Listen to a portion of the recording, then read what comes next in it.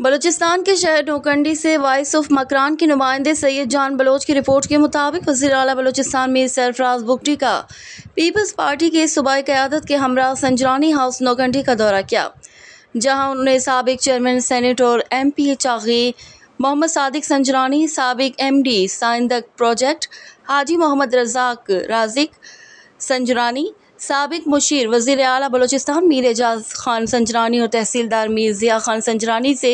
उनके वालिद मोहतरम खान मोहम्मद आसिफ संजरानी के इंतकाल पर गहरे दुख और अफसोस का इजहार किया। वज़ीर आला ने मरहूम के इसाले सवाब के लिए फातिहा ख़्वानी भी की। वज़ीर आला बलूचिस्तान मीर सरफराज बुगटी ने कहा कि खान मोहम्मद आसिफ संजरानी